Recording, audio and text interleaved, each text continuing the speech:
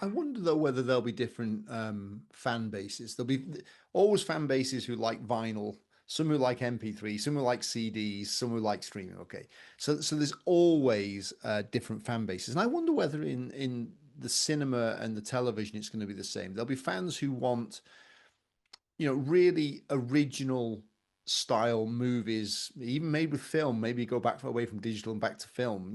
And there'll be that group who really appreciate the art and the skill and the way of doing that. All the way up to the other end of the spectrum, where there'll be a group of aficionados who want 100% AI. I mean, if you look on our site, we've placed many pure 100% generated AI movie clips on there. And then I think there'll be a spectrum in between. What do you think? Do you think there's going to be tribes that will set up who are super, I want it the original way, and those who will say, no, I want it super AI?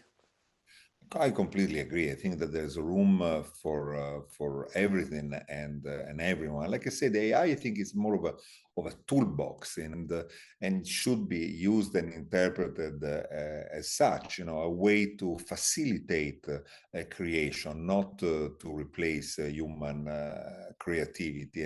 And besides, the obvious copyright considerations and consent, all of the issues that are being discussed in the legal and jurisprudential context. I think that AI must be considered as a fantastic new tool that can enhance the potential of content, regardless of whether it's created in the traditional way, like James does with horror. Use the old methods, whether for people who prefer a product that is completely synthetic. And what I'm saying is that it's hard to predict the extent of the development of AI. If you every time a new model is improved, a new generation of the same model is released in the market, you see that the change and the evolution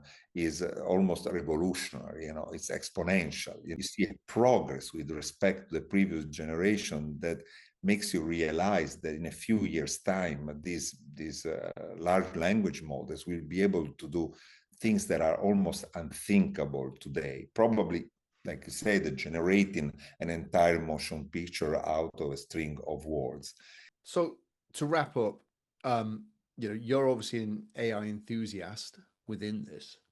What do you think will be the three biggest changes that AI will bring about in the next 24 months to the industry? If you had to say the three things that are going to change the most because of AI in the next 24 months.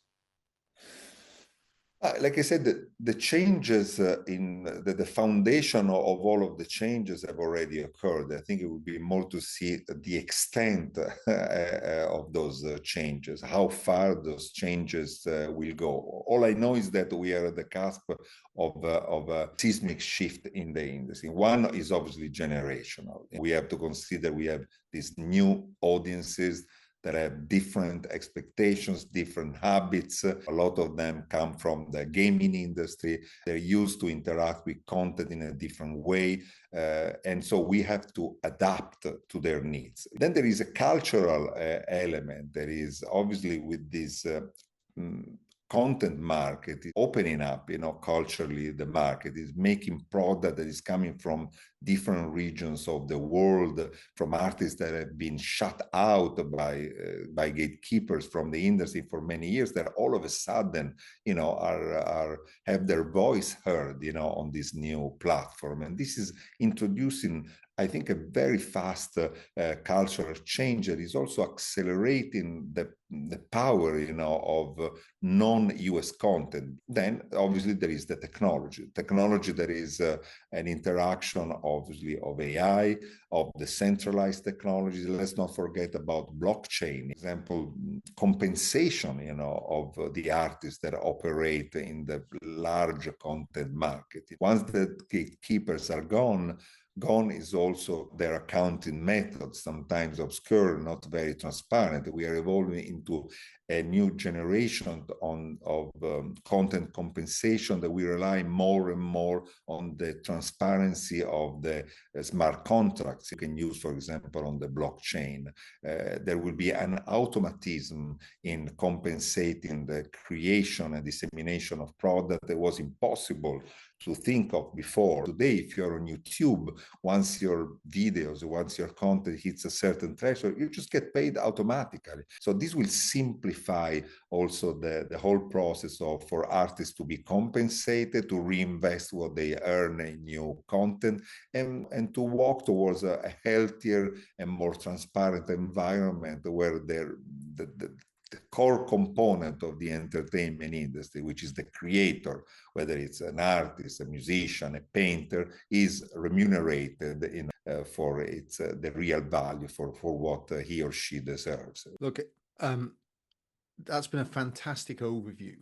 And what I'd love to do in the next few months is to dig deep into each of those elements individually so that we can take the viewers deeper and get feedback. What would be lovely is if people leave us questions in the comments that we can then answer in coming, and we'll bring other experts in to the podcast who can talk of their specific roles. There's lots of people whose lives are changing rapidly, but a lot of them are embracing it and doing it well.